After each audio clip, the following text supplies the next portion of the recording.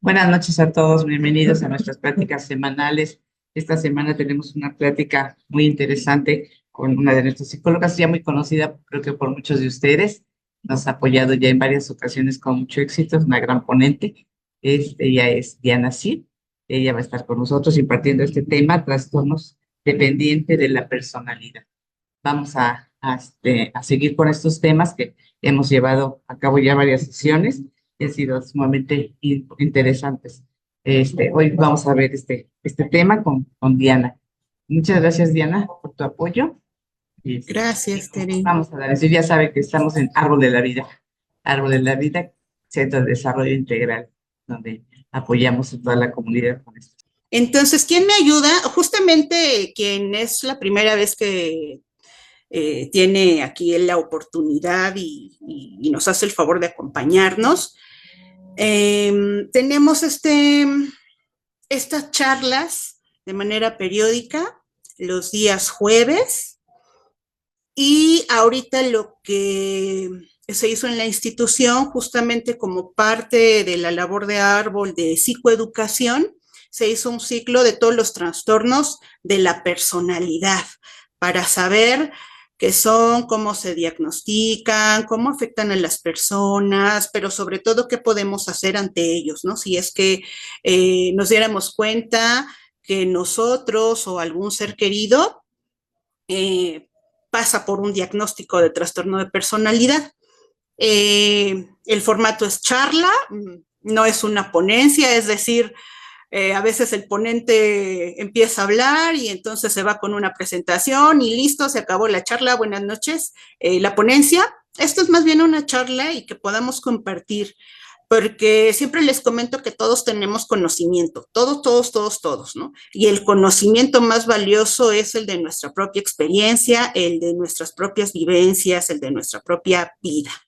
Entonces, si alguien ya estuvo por ahí, en los demás ciclos, pues ya sabemos, ¿no?, qué es un trastorno y cómo se diagnostica. En esta ocasión nos va a tocar ver el trastorno de personalidad dependiente. De acuerdo al DSM-5, que es el manual con el que se diagnostican los trastornos, cualquier tipo de trastorno mental, y que este diagnóstico será dado siempre por un psiquiatra. El psicólogo clínico puede apoyar en el diagnóstico con pruebas, aplicando pruebas, test, etcétera, y valiéndose también de esta herramienta que es el DSM-5, pero siempre el diagnóstico debe ser dado por un psiquiatra, que es el especialista y sobre todo también que puede llevar la medicación y el seguimiento del paciente si éste así lo requiriera. De acuerdo a este manual, nos dice textualmente que el trastorno de la personalidad dependiente es la necesidad dominante y excesiva de que se le cuide a la persona, lo que conlleva un comportamiento sumiso y de apego exagerado. Miedo a la separación, que comienza en las primeras etapas de la vida adulta y está presente en diversos contextos y se manifiesta por 5 o más de los siguientes criterios. Eso es bien importante porque a veces nos andamos diagnosticando, autodiagnosticando, cuando ya tenemos conocimiento, cuando vamos a terapia y empezamos a empaparnos de todo esto, empiezan a veces estas ideas de, ay, no tendré TOC, ¿no? No seré TLP, no tendré TDAH, y entonces empezamos a utilizar términos médicos por simples características de repente que pudieran ser aisladas y que no cumplen con este criterio. Eso es bien importante. Se tienen que cubrir cierta cantidad de criterios, debe de durar cierto periodo de tiempo, es decir, 6 meses, un año, que esto es seguido, de que el comportamiento no cambie para poder diagnosticar un trastorno de la personalidad. A veces podemos tener rasgos. ¿Qué quiere decir eso? Que a lo mejor vamos a caer en alguna de las características que se enumeran aquí, que son 8, pero eso no quiere decir que nosotros tengamos un trastorno de la personalidad. ¿Qué pasa en los trastornos? Nos encontramos a veces con la dificultad de entrar en el círculo social, porque justamente el trastorno va a modificar la forma en la que yo puedo ir a la sociedad y adaptarme. En este caso, una persona con trastorno de personalidad dependiente será excesivamente, pero de verdad, excesivamente dependiente, necesita la aprobación de otros, necesita el consejo, necesita la reafirmación. Bueno, es más, hasta en cosas tan simples como el hecho de qué me voy a poner hoy de ropa. Y a lo mejor tienen a la mamá, al papá, si son solteros, y entonces, mamá, ¿qué me aconsejas ponerme hoy de ropa, no? Y esto se verá bien, y esto, ¿qué va a pasar ahí? Que estas personas van siempre a privilegiar la opinión del otro y tomarla para poder así tomar una decisión. A veces en cosas tan básicas como el hecho de qué me voy a poner, hasta cosas más trascendentes de la vida como qué carrera voy a estudiar. Un trastorno de personalidad empieza a desarrollarse en las primeras etapas de la vida adulta, porque es cuando se termina de formar la personalidad. Y entonces todas estas características pueden ir apareciendo entre los 18, 20 años. Pudiera ser más tarde, pero generalmente esta es la edad en la que se empiezan a manifestar las conductas de cualquier tipo de trastorno. Entonces decíamos, le cuesta muchísimo tomar decisiones y todo el tiempo necesita reafirmación. Necesita a los demás para asumir responsabilidades en la mayoría de los ámbitos de su vida. Por ejemplo, si es una persona que tiene por ahí de repente el interés de iniciar algo, necesita mucho ser acompañado y necesita tener la aprobación de sus seres cercanos. Y eso se ve mucho en el caso de están con la mamá y la mamá es la que lleva estas decisiones y lleva la batuta en la vida de esa persona.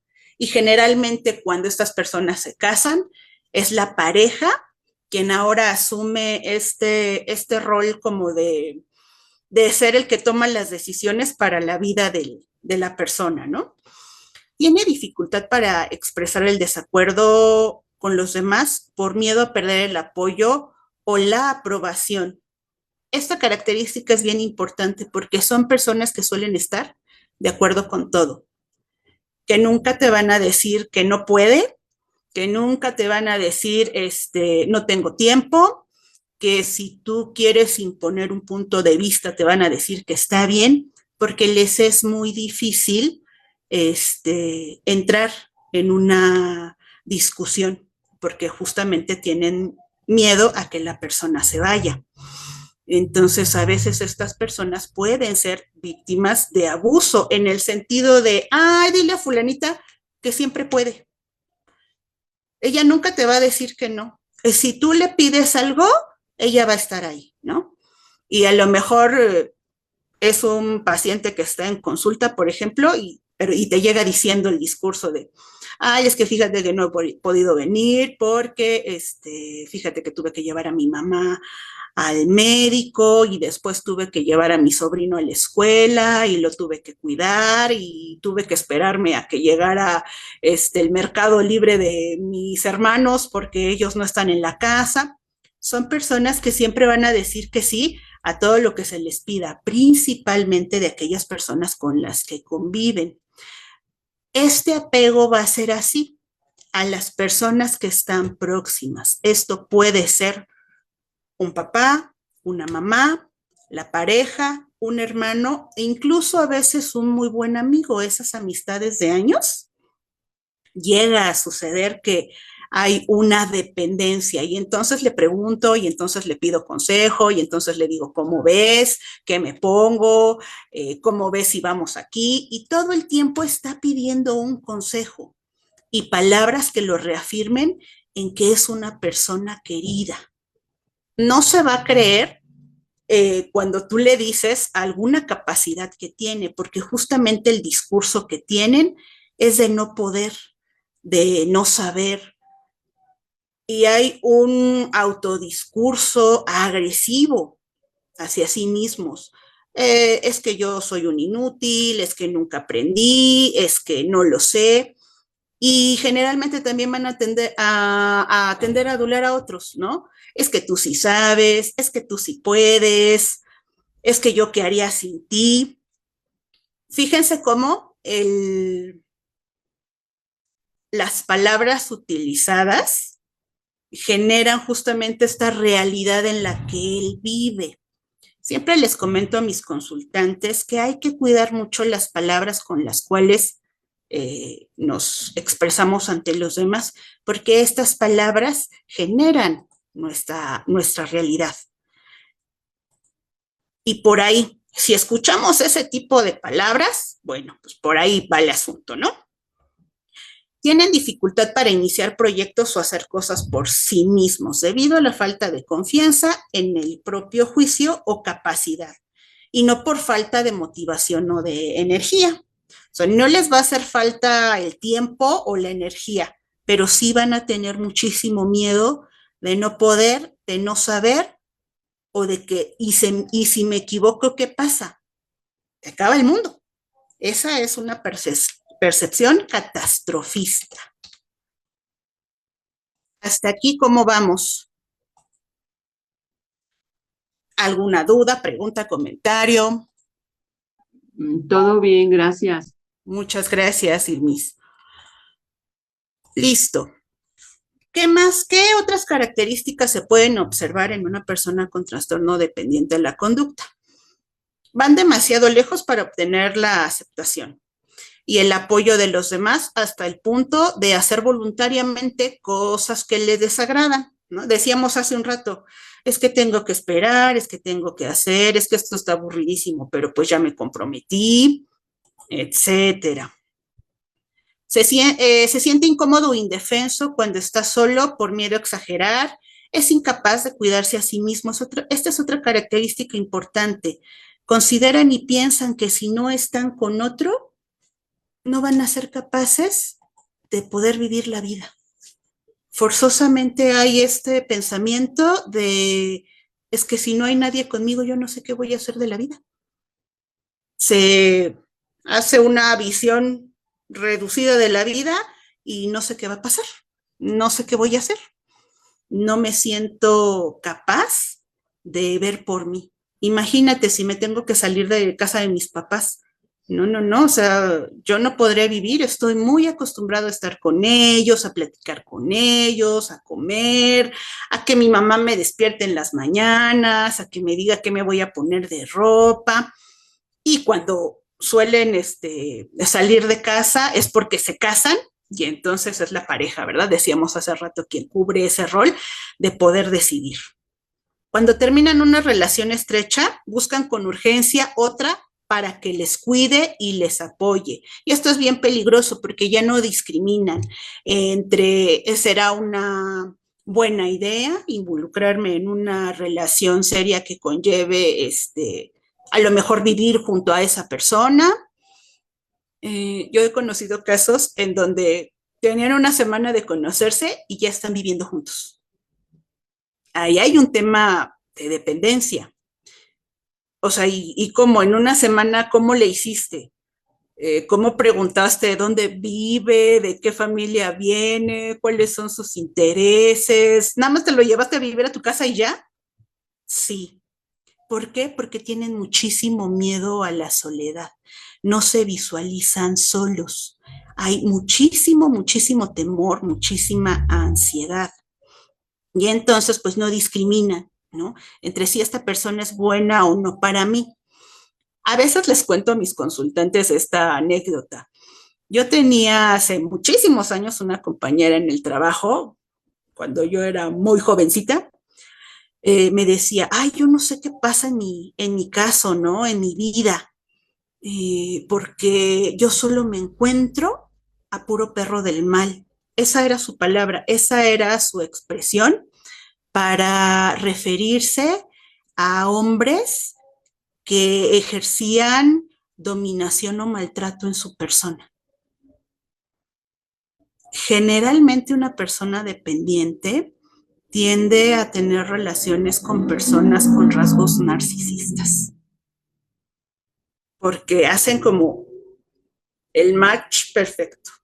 Hay una persona que está con este interés de cuidar al otro, con este interés de hacerse necesario para el otro, porque justo esta conducta de voy a dar todo o no voy a decir que no, o mejor me voy a evitar la discusión y hago como que no pasa nada, es justamente pues para que la persona siga aquí. ¿Y qué pasa con la personalidad narcisista que la semana pasada se dio el trastorno antisocial?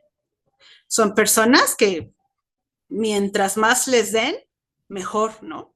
Que ven al otro como un objeto y ven al otro como alguien a quien utilizar para beneficio de sus intereses.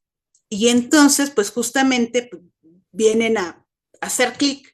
No es que te llegue o que tengas imán de personas abusivas, sino que más bien tendría que haber una reflexión de cómo es que yo llego a hacer clic con estas personas, porque cuando uno está en pareja hay una co-creación, es decir, dos personas que van hacia el interés de formar un vínculo. Yo que te estoy ofreciendo, tú que me estás dando y cómo lo observo, desde dónde, desde una necesidad imperante o desde algo que me puede nutrir, que me puede apoyar.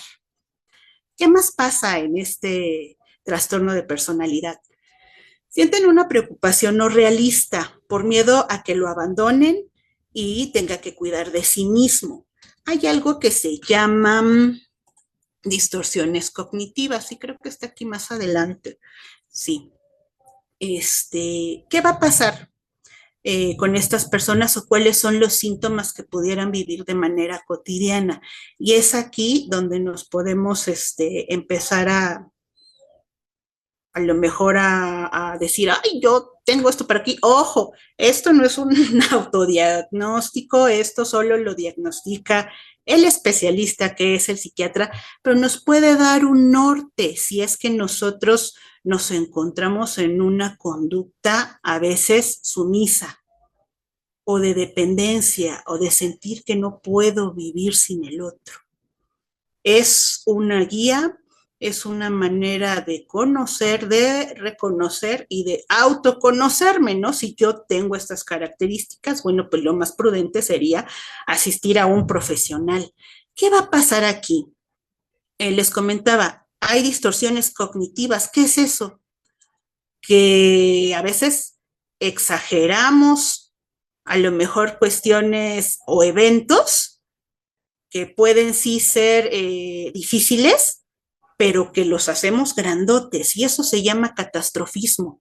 Siempre voy a ver de todos los escenarios que pueda generar desde la ansiedad, siempre me voy a identificar con el más catastrófico, con donde me vaya peor. Y entonces empiezan a pensar, no, si esta persona se va o me deja, me voy a morir de tristeza, porque entonces mejor me quito la vida, porque ya no vale la pena vivir, vivo en angustia, en ansiedad, en terror, y se van a lo más catastrófico. Hay un pensamiento dicotómico. ¿Qué es eso? Que etiquetamos negro-blanco, olvidándonos que dentro de un negro y un blanco puede haber un punto medio o puede haber muchos matices de grises. Y entonces siempre van a pensar en bueno o malo. Y eso refuerza muchas veces que si se equivocan, por ejemplo, digan, híjole, pues sí, soy un inútil, no sé hacer nada si no está el otro. Hay un sentimiento muy grande de insuficiencia. No puedo, no sé, yo siempre necesito ayuda. Es que no he aprendido, es que él es más fuerte, es que él es más inteligente, a él le sale mejor. Y todo este tipo de oraciones las vamos a encontrar en el trastorno dependiente. Hay una excesiva valoración por la opinión externa. que constantemente estén reafirmando que la relación está bien. Y entonces estás recibiendo a lo mejor mensajes de, ¿me quieres? ¿Cuánto me quieres? ¿Por qué te fijaste en mí? Eh, ¿Todo está bien? No me contestaste. ¿Estamos bien? ¿Te enojaste por algo? ¿Hice algo que te molestara? Justamente porque hay temor al abandono, ¿no? Cuando hay que tomar decisiones que son particulares, que son para su vida, se abruman demasiado, se sienten rebasados. Podemos encontrar expresiones como, no, ya no puedo más con esta situación, mejor me voy a distraer, mejor me voy a ir, mejor voy a dejar las cosas como están, porque no encuentran una solución. Hay muchísimo miedo a decidir y entonces voy a arrojar la decisión ante el otro. Y si la otra persona, la persona con la que se está, sí tiene esta cuestión de voy a tomar las decisiones por ti, bueno, los conflictos son enormes porque entonces tú me dijiste, tú tomaste la decisión, yo no dije nada, ¿no? Tú me comentaste que eso era bueno para mí y mira, salió todo lo contrario. ¿No? Incluso, por ejemplo, no sé, en consultorio llegan personas, ojo, no con trastorno, con algún tipo de rasgo que es distinto, donde casi casi se sientan y dicen, bueno, pues, ¿qué voy a hacer? ¿No? O dime qué tengo que hacer para que esto que siento, para que esto que para mí es un conflicto se resuelva. Y ojo, en la terapia no le decimos a las personas qué hacer. En la terapia acompañamos a que puedas autoobservarte, a que te des cuenta si tienes alguna de estas características, por ejemplo, entre muchas otras cosas, ¿no? A que generes herramientas que te van a ayudar a superar los conflictos que vienen, porque llega uno a terapia. Porque a veces todo este tipo de cosas, estos post-it que vemos aquí, llegan a la vida. Y entonces estoy viviendo con ansiedad, con un miedo profundo a que me abandonen, eso me genera tristeza, me genera frustración porque no puedo decir que no y sobre todo también mucha vergüenza. La vergüenza es un sentimiento social y viene cuando siento que estoy siendo inadecuado en alguna conducta o que estoy siendo incapaz o que no cubro la regla o la norma. Y entonces eso, claro que desestabiliza la vida. ¿Qué más va a pasar aquí con el trastorno? Bueno, ya dijimos, va a evitar discusiones, va a tratar por todos los medios que no haya discusiones y tienen un autoconcepto negativo, lo que va a reafirmar muchísimo más el no puedo. Soy un inútil, soy inadecuado y aquí va a venir un mecanismo de defensa. Una persona dependiente puede desarrollar una gran habilidad para manipular a los otros. ¿Cómo? A veces desde el victimismo, desde el no sé, no puedo, tú sí lo sabes todo, yo soy víctima, a mí todo me pasa, a mí todo me hacen. Pues sí, ya me enseñaste muchas veces cómo utilizar esta computadora o no sé, ¿no? Algún aparato pero pues es que me tienes que tener paciencia porque tú a lo mejor eres más joven, yo no sé. Discursos así vamos a encontrar en la dependencia. Y entonces, pues hay que defenderse de alguna forma, no vamos a ir con todas estas características por el mundo sin encontrar estrategias para poder sobrellevarlas.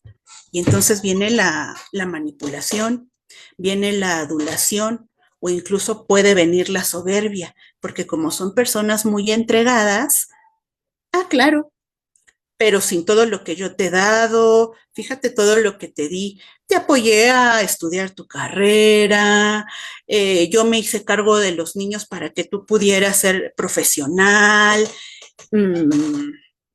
yo me desprendí de tal cosa, o todas las mañanas yo te hice tu desayuno para que tú te fueras desayunado, y entonces es hacerse necesario y generar esta cuestión de, pues tú también sin mí te mueres, para poder no perder el vínculo. Hasta aquí dudas, comentarios, chistes de gallegos, chistes del DSM-5, que son buenísimos. ¿Ha estado en las charlas? Hola, buenas noches. Mi nombre es Hugo Martínez. Hola, Hugo, buenas noches. Gracias, licenciada. Sí, he estado en algunos, nada más que no, a lo mejor no tomé bien notas. Normalmente quiero tomar notas o me veo la necesidad de tomar notas para que no se me pierdan algunos puntos. Nada más para confirmarle, la terapia, como usted había dicho, es un acompañamiento de autoobservación para generar herramientas, ¿verdad? Sí, ahorita más adelante en la siguiente diapositiva vamos a ver cómo se trabaja en terapia específicamente este trastorno. Excelente. En cuanto al último punto que usted mencionó, mencionó primero el victimismo. El segundo punto ya no alcancé a escuchar muy bien, en donde usted da un término, pero ejemplificándolo es cuando crea esta narrativa de necesidad de yo también hago esto por ti. No tomé bien nota de cuál era el término que usted utilizó para parte de victimismo. Manipulación, victimismo y soberbia. Soberbia, esa era la que me faltaba, licenciada. Y finalmente, una pregunta en cuestión precisamente a lo que usted acaba de decir respecto a los chistes del M5. ¿Usted recomendaría, licenciada, que una persona común tenga, no sé, el libro, el PDF, porque veo que hay muchas ediciones, que cualquier persona pueda tener el M5 ahí como parte de su literatura, nada más como consulta, o esto definitivamente debe de llevar un acompañamiento de un experto, un psicólogo? Buena pregunta, muy buena pregunta. A lo mejor en tu caso, yo haría una pregunta con curiosidad auténtica. Sí. ¿Para qué tendrías en tu biblioteca el DSM-5? Perfectísima pregunta. Bueno, en mi caso yo me interesan mucho los temas sobre, por ejemplo, historia, filosofía, y en cuestión de psicología es porque es lo que yo pretendo estudiar. Entonces, a mí me gusta leer como lectura como medio de preparación, porque ahorita estoy en proceso de ingresar a la facultad o a la universidad, y entonces quisiera yo adelantarme un poquito de los temas para tener a lo mejor una cierta preparación. Pero yo me pregunté si cualquier persona podría tener algo así, o entonces más bien sería como, híjole, pues yo creo que no, porque imagínense cuántas cosas, ¿cómo se llaman las personas que siempre que escuchan algo sienten que lo tienen? Hipocondríaco. No sé si comentaría la hipocondría de alguien, o yo ya tengo esto y tengo esto. Oye, eso que acabas de escuchar, seguramente yo lo tengo. No, claramente yo lo tengo, y pues uno dice, pues no, la verdad es que tú en absoluto tienes nada que ver con eso. Entonces, no sé si para una persona como una literatura tal vez de mero conocimiento, o para cultivar el conocimiento por algo, más bien, ¿cómo le dicen? Nada más por un saber cultural, ¿no? No sé si es a lo mejor recomendable tenerlo.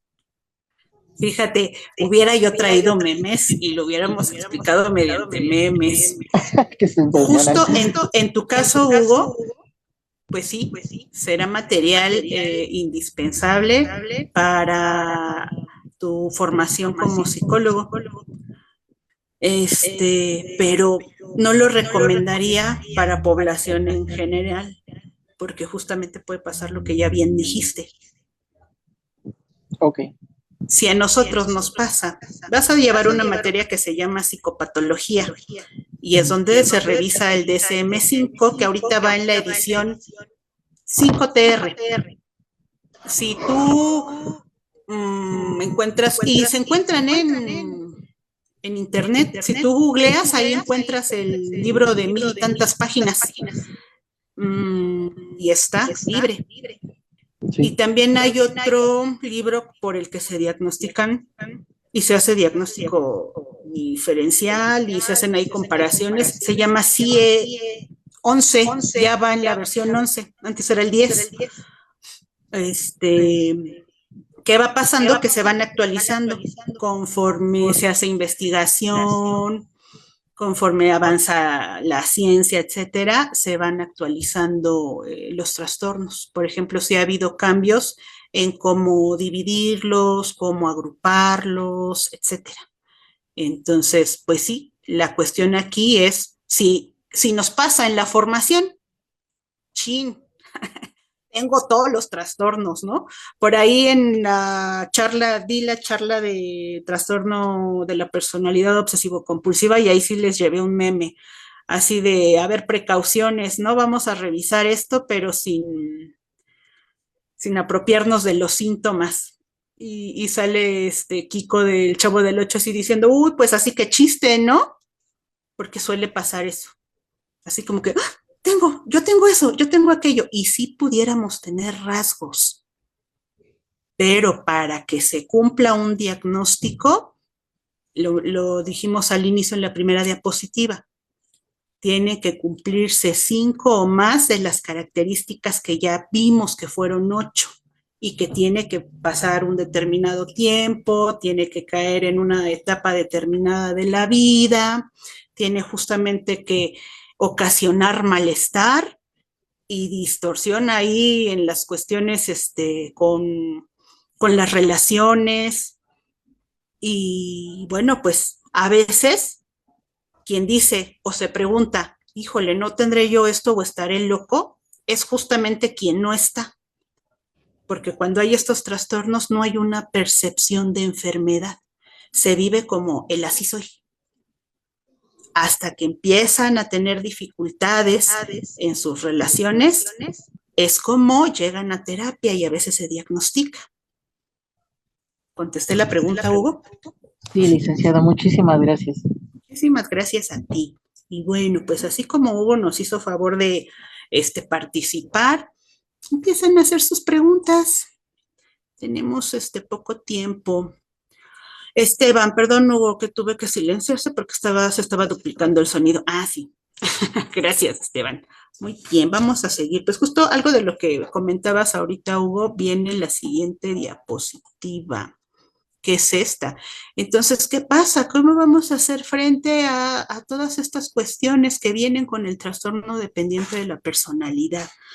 Se recomienda de corriente, porque hay distintas corrientes en la psicología, no todas ocupan las mismas herramientas o las mismas bases, todas acompañan.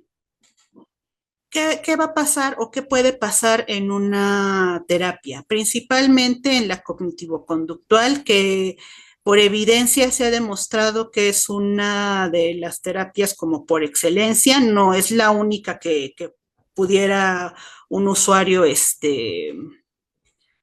elegir, pero se ha demostrado que es muy eficiente para este tipo de trastorno. ¿Qué va a pasar ahí? Bueno, pues en una terapia podemos aprender a modificar patrones de pensamiento y de conducta. Es decir, esta cuestión donde yo veo muchísimo catastrofismo o las cosas como bueno, malo, blanco y negro, ¿realmente son así? Y entonces empezamos a generar preguntas, ¿no? De verdad esto que me estás contando es tan grande, de verdad te dijo algo así como lo que me estás comentando. Y entonces a veces las personas caen en cuenta y así como de, bueno, no me lo dijo así, pero su cara estaba enojado y casi me quería matar. Son como distorsiones y entonces ayudamos a modificar esos patrones de pensamiento que se han establecido. Desmontar creencias, es decir, empezar a mirar el mapa completo. Si yo solo veo una parte del asunto que es voy a perder, me van a dejar, ¿qué va a ser de mi vida? Bueno, poder ver que hay otras posibilidades. ¿Qué puede pasar si ahora en esta decisión, que a lo mejor no es como muy relevante, porque hay que empezar de lo chiquito a lo grande, tú decides qué color de vestido te compras, ¿no? ¿Qué pasa si? ¿Qué pasa si hoy sales de compra sola? ¿Y qué pasa si? Y entonces lo llevamos a generar otros pensamientos, otras ideas, porque ya cuando tú preguntas, ¿qué pasa si? Empieza la imaginación a volar, ¿no? Oye, no, ¿cómo crees? ¿Qué pasa? ¿Qué tal si me equivoco? ¿Qué tal si no me queda? ¿Cómo me voy a subir el cierre cuando vaya al probador? Yo no puedo, yo no sé cómo voy a pedir mi talla. Es más, no sé ni qué talla soy, ¿no? Que sí nos hemos encontrado a personas así. Bueno, pues hoy cuando llegues a tu casa vas a buscar en tu closet y le vas a ver la etiquetita acá atrás al vestido y te vas a dar cuenta cuál es tu talla. Y a lo mejor te avientas el fin de semana a ir a una tienda. No necesitas comprarte el vestido, pero a lo mejor si vas y los miras, ya es un avance, ¿no? ¿Qué más puede pasar? Generar nuevas estrategias de afrontamiento, es decir, si se utiliza o se está utilizando la manipulación, el victimismo para hacer frente a estas cuestiones donde a veces yo tengo que tomar la decisión y no quiero y me evado y no quiero pensarlo y mejor voy a hacer otra cosa porque a lo mejor más importante ahorita limpiar el librero y los libros que ver si me voy a quedar con mi pareja o no, por ver si en qué carrera me voy a anotar o no. Justamente, ¿qué me puede llevar a afrontar esto desde otro lugar y no evadirlo? Afrontar es tener la capacidad de ponerme frente a la cuestión y darle respuesta. ¿Qué más va a pasar en una terapia? Bueno, vas a aprender a gestionar las emociones. Hay emociones muy grandes, muy exacerbadas en cuanto a la ansiedad y el miedo. El miedo es una emoción básica. Por ahí hay una charla de inteligencia emocional. Yo siempre estoy promocionando las charlas. Ahí búsquenlas en el Facebook de la institución y ahí van a encontrar un montón de charlas bien interesantes. ¿Qué pasa si yo no le hago caso a mis emociones? Se estancan, voy desorganizado por la vida, me generan conflictos y entonces algo que podemos aprender en terapia es a gestionar las emociones. ¿Cómo puedo sobrellevar el miedo? ¿El miedo qué dice? ¿Qué mensaje trae? ¿A qué me estoy enfrentando que no conozco y que me lleva a la incertidumbre y por lo tanto a sentir temor? Las emociones son una brújula que nos permite responder a lo que se nos presenta en nuestra vida. ¿Qué más podemos aprender en terapia? Trabajar la historia de vida. ¿Cómo es que se da este tipo de trastorno? ¿Dónde tiene su raíz? Hay cuestiones de la personalidad que vienen por herencia.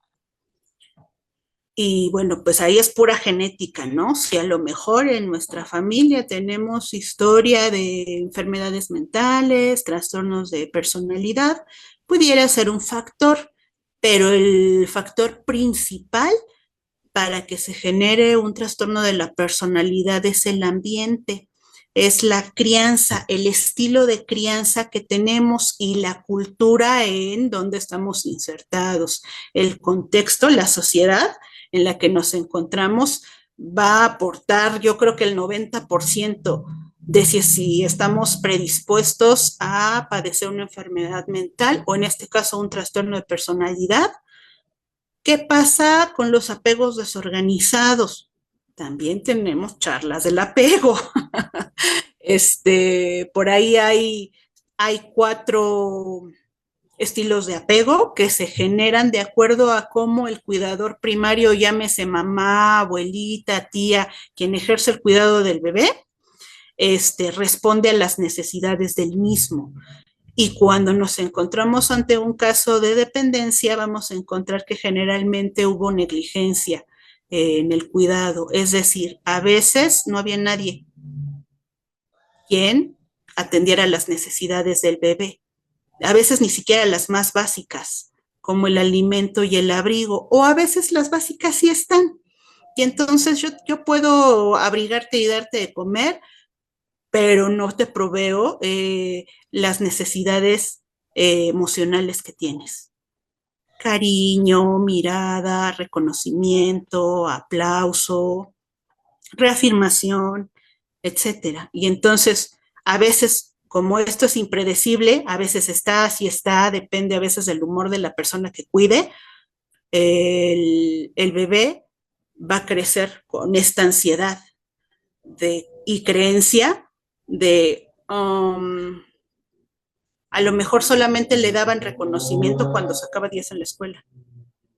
A lo mejor solo le daban aplausos cuando hacía algo en la casa. Y entonces, ¿qué se aprende de ese tipo de educación? Que yo valgo por lo que puedo dar.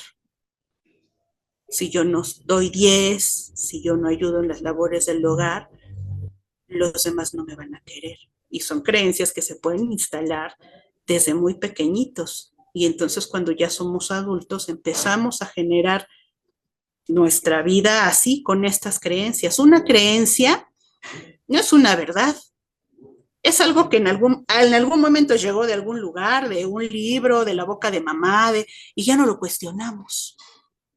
Justo le damos esa categoría de es verdadero porque me lo dijo tal persona. Y no lo cuestionamos. Hay otra cuestión también, la sobreprotección. Por un lado está el descuido y por el otro la sobreprotección, que son dos cuestiones que están en polos opuestos, pero que generan lo mismo.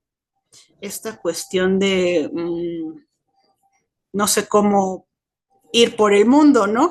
Porque en la sobreprotección vemos a un bebé que apenas le hace, ay, ya tiene frío, ya tiene calor, ya hay que darle de comer, ya le dio cólico.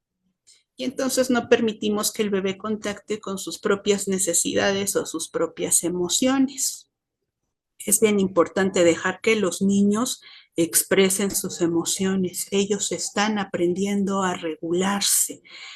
Y un adulto regulado aprenderá a acompañar la emoción de los pequeños, pero un adulto desregulado desde la gestión emocional puede no acompañar esa parte y entonces decir, ay, qué berrinchudo, ay, ya compórtate, ay, ya cállate, ay, ya. ¿Por qué? Porque no sabemos, porque a lo mejor no lo tuvimos. Esto no es un juicio, ¿no? Es más bien darnos cuenta que a veces no podemos dar lo que no tuvimos. Y entonces así se van haciendo cadenitas de generaciones donde podemos tener a lo mejor este tipo de cuestiones, ¿no? De crianza donde se puede llegar a un apego ansioso, que es lo que genera dependencia. Incluso fíjense desde la cuestión corporal, yo manejo terapia corporal. Se dice que en la terapia corporal el cuerpo habla una historia. No tienes el cuerpo que tienes por casualidad. Es más, ni siquiera por si haces dieta y ejercicio, no nada más eso implica que tienes el cuerpo que tienes. El cuerpo que tienes cuenta una historia. Cuando nosotros no podemos gestionar las emociones, decimos que se nos van quedando en el cuerpo. ¿Cómo es eso? Se manifiestan mediante tensiones. Y entonces, por aquí veo que hay algunos de mis pacientes, muchas gracias por estar. Es algo que a veces les he comentado a ellos o que hacemos ejercicios, ¿no? Hacemos ejercicios con el cuerpo y entonces ya me dolió el cuello, ya me di cuenta que traigo la espalda muy tensa. Todas esas tensiones se van guardando en el cuerpo y entonces a lo mejor tengo una espalda muy ancha, unas piernas muy altas, una frente muy estrecha, unos brazos muy largos. Todo eso va a hablar de la historia de vida. En el caso de las personas con trastorno dependiente, de la personalidad dependiente, vamos a ver cuerpos son muy delgados, muy frágiles, que es más que si dices, híjole, como que si la abrazo poquito de más se quiebra, ¿no? cuerpos que nos llevan a lo mejor si tenemos esta alma salvadora, que nos llevan a querer proteger, a querer apapachar, a querer cuidar, o a lo mejor personas con un poquito más de volumen o de pancita y dices, ay, qué lindo, y qué es apapachar, y pudiera tratarse de una persona que justamente está lidiando con la cuestión de la dependencia. Esa característica del cuerpo nos puede llevar a ver cuál ha sido su historia de vida. Generalmente hay una historia de abandono o de sobreprotección, donde yo no puedo contactar con mis necesidades y entonces después ya no voy a saber qué quiero en la vida. Y entonces hasta un día que me invitan al restaurante los amigos y salgo por primera vez, me dicen, ¿y tú qué vas a pedir? Híjole, es que mi mamá siempre me pide la comida, ¿no? Ahora pues no sé. No sé, y se repasa el menú 4 o 5 veces y ya le pregunta el mejor amigo de al lado, ¿tú qué vas a pedir? Yo también quiero lo mismo que tú. Hasta en este tipo de cosas nos podemos dar cuenta. Ojo, no con una conducta así vamos a decir, ya tengo trastorno de la personalidad dependiente. Puede ser un rasgo. Solo eso, ¿no? Entonces, por eso es bien importante trabajar la historia de vida, porque pues, ¿quién me dijo que yo era un inútil? ¿Quién me dijo que yo no podía? ¿Quién me dijo tantas cosas que yo aseguro que son como una verdad? ¿Dónde aprendí la destreza de la manipulación, la soberbia, el victimismo? El victimismo se utiliza para algo, ¿no? A veces los consultantes dicen, no, es que a mí yo ya pongo límites y entonces las personas a veces se hacen las víctimas cuando tú dices, pero a mí ya no me importa que se tiren al piso porque no deben de hacer eso. A ver, para tu carro, ¿no? A veces somos como somos o nos comportamos como nos comportamos por una razón y eso no justifica a nadie, porque también habrá actos y consecuencias. Justo eso es lo que evita el dependiente. Responsabilizarse de una decisión que va a traer una consecuencia, positiva o negativa. Eso es lo que no quiere.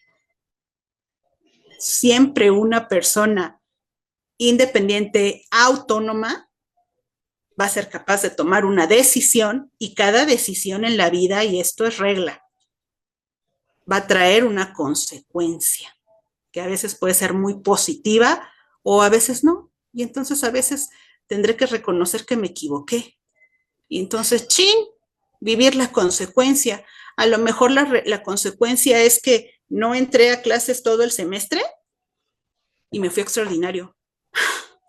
De 3 materias.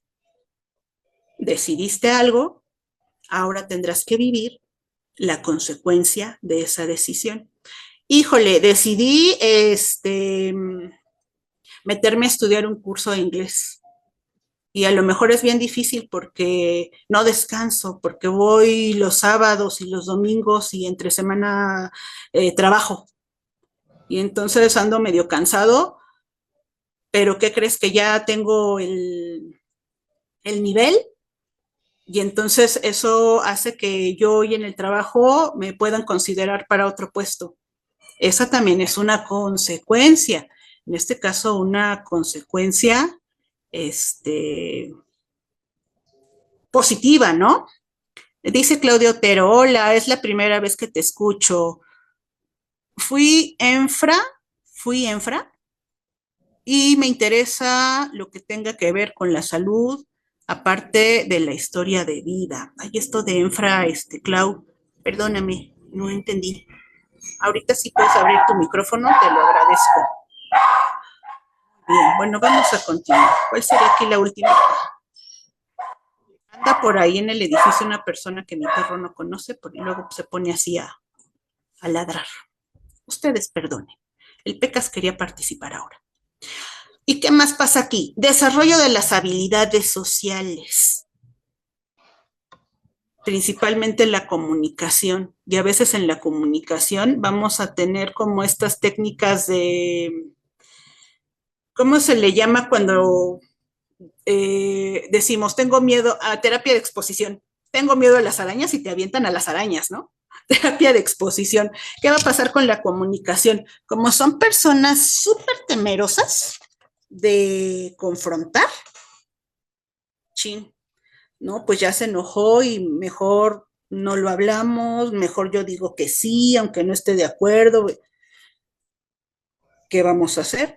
Te invito a que en esta ocasión, y desde luego, otra vez algo pequeñito, digas que no, o manifiestes tu punto de vista, o trates de llegar a un acuerdo. Y entonces este desarrollo de habilidades obviamente pues va a llevar a que la persona pueda sentir mayor confianza en sí misma. Fíjense bien cómo está todo este mapa. Todo esto se puede trabajar en terapia.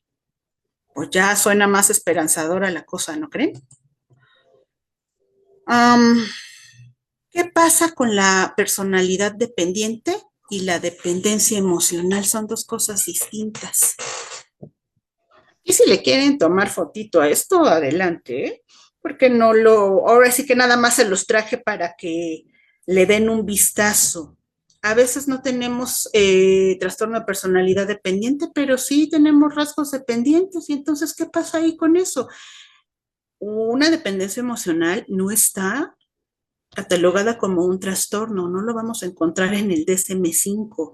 Es un conjunto de comportamientos y actitudes que son muy intensas y constantes. Puede haber celos, hay mucho exceso de control en la dependencia emocional. Generalmente son en relaciones románticas. Hay una obsesión enorme por el otro, ¿no? También tenemos la codependencia, que en la codependencia va a haber dos papeles. Uno que necesita ser salvado y que a veces puede tomar el rol de víctima, y otro que necesita salvar, que es el alma salvadora de la relación. Esa es una relación codependiente, porque los dos se retroalimentan. Yo necesito ser salvada, pues yo necesito dar y necesito estar y necesito servir, pues yo te voy a salvar. Fíjense cómo ahí hay como pues diferencias muy importantes entre lo que sería un trastorno de personalidad dependiente, una dependencia emocional y una codependencia, que todo se puede trabajar en terapia, ¿vale? Pero voy a hablar de algo bien bonito, y esto por favor llévenselo de tarea. La pantalla tiene mucho zoom. Ay, perdóname, ahorita ya la voy a quitar, es que no la podíamos poner grande, Rosalín. Hay algo bien bonito, llévense este concepto de tarea y búsquenlo desde la filosofía budista. Hablamos mucho de dependencia, de no depender, de ser autosuficientes, de ser fuertes, de tener autoestima, de ser grandiosos y no recurrir a nadie porque tú eres fuerte y tú puedes, aunque hagas las cosas llorando, ¿no? Todas esas cosas que a veces nos encontramos en las redes. Pero la interdependencia es un concepto bien bonito, porque entonces, si no voy a la dependencia, pero la realidad es que si estoy sola en la vida, no puedo pretender desarrollarme, porque por eso soy un ser que vive en sociedad, porque nos ayudamos justamente a, como interdependemos, podemos desarrollarnos en sociedad, ¿no? La interdependencia tiene que ver con una relación equilibrada, es decir, sé que puedo necesitar, pero también sé que puedo apoyar. No pierdo mi autonomía ni mi independencia, pero también puedo estar para el otro, ¿no? Cada uno de los individuos en una relación interdependiente es autosuficiente, también valora esta parte de su espacio y también valora que estemos en compañía, ¿no? ¿Qué características? Y serían como el ideal, no es que lo lleguemos a veces a alcanzar, pero tendríamos que ir caminando hacia allá. ¿Qué características hay aquí? La capacidad de mantener la autonomía personal y la independencia. Encontrar un equilibrio entre el dar y recibir apoyo. Una relación duradera es aquella que da y recibe. A lo mejor no recibes lo que das, pero siempre estás recibiendo. Eso es una relación equilibrada.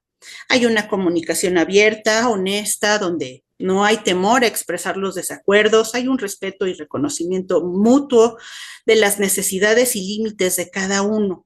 Y entonces, por lo tanto, hay una adecuada autoestima y hay autoconfianza. Eso suena como bien padre, ¿no? Bueno, pues para allá tendría que ser el camino. Gracias de verdad por su valiosa participación, por su valioso tiempo. Les recuerdo, mi nombre es Diana Cid y bueno, pues yo estoy en Árbol de la Vida colaborando con Tere, con Esteban. ¿Dudas, comentarios?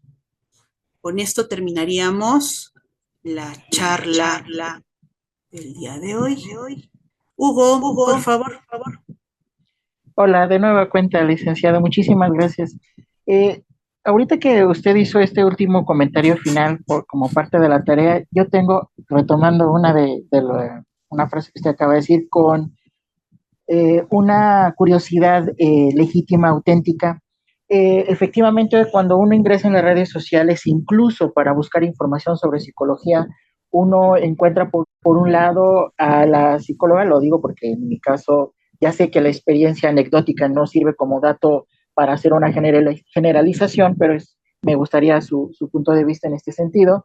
Eh, Veo a una psicóloga que pone o postea en sus redes sociales que prácticamente que el pobre es pobre porque quiere, en otras palabras, pero diciendo que si la persona no sobresale es porque no tiene creatividad, no tiene empuje, no tiene esto, no tiene lo otro. Por otro lado, veo a otro que de hecho está en las redes sociales, en mismo Facebook lo pueden buscar, que habla sobre el coaching, todo esto de la autoayuda, etcétera, que si bien es como que a veces la propia psicología se casa con las empresas y no legitima este tipo de cuestiones de que la emoción lo es todo, si tú quieres, puedes, el entusiasmo, sin ver todo el contexto de la persona, como usted acaba de decir, ¿no? Centrándose en la historia de vida, etcétera.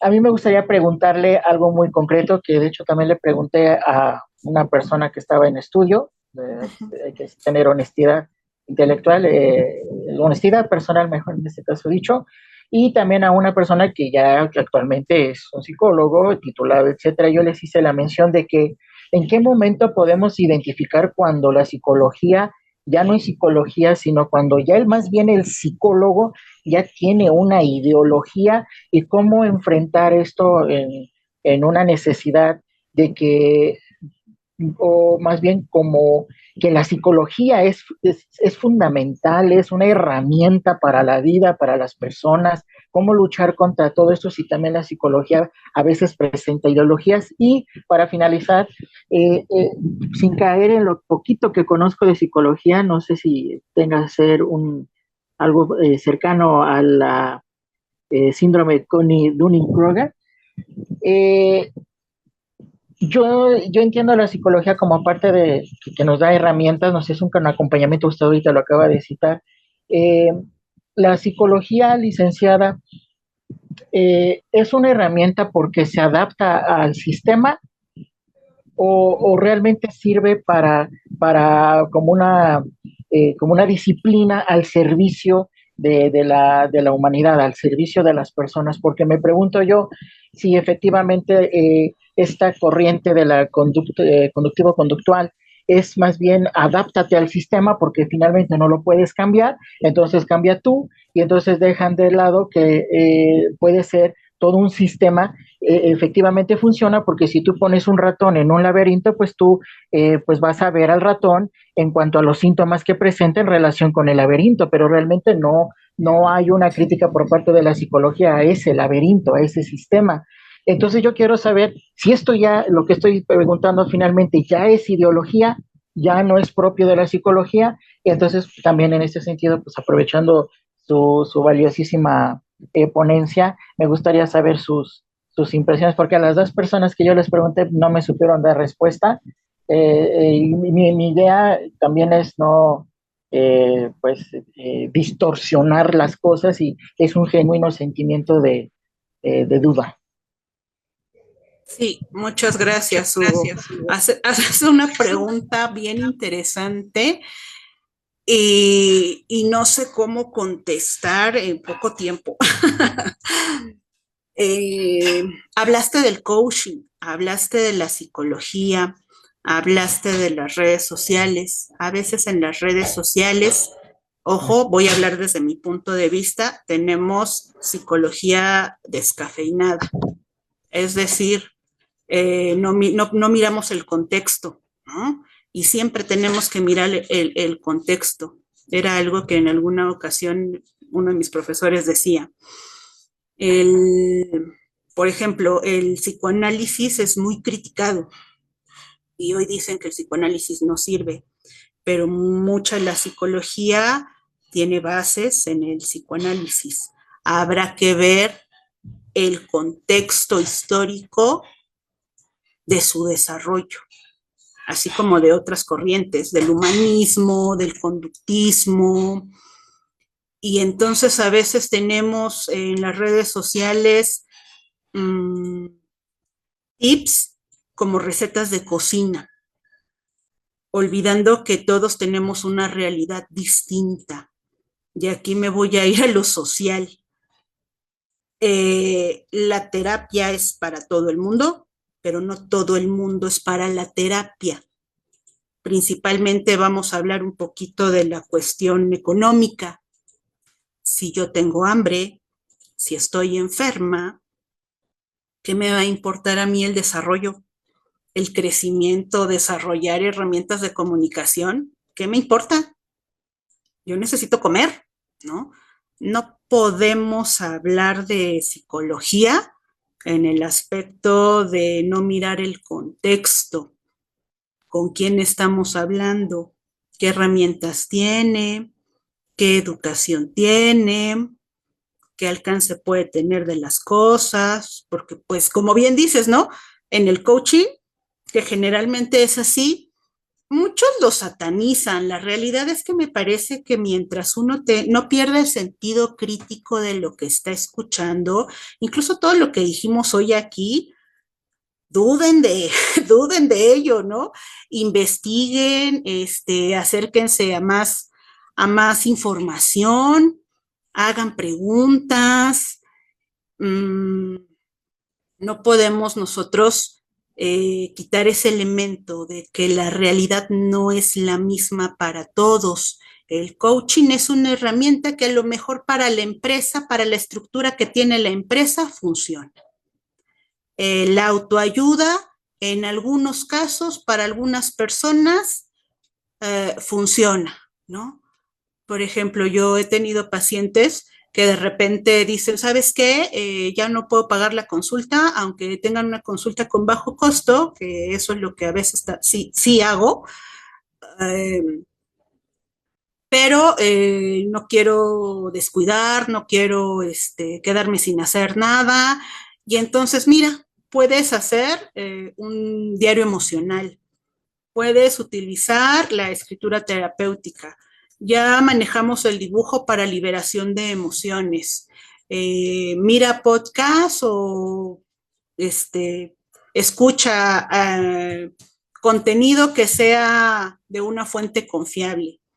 Y entonces cuando realmente ya necesites o estés en crisis y todo, sabes que puedes venir y lo platicamos. Y así lo hacen, ¿no?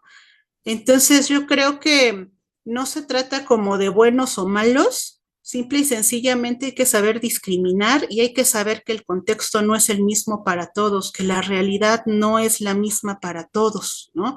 Mira, por ejemplo, aquí tenemos una pregunta. Entonces, para modificar patrones de pensamiento y conductas y estrategias de afrontamiento, ¿es necesario tomar terapia?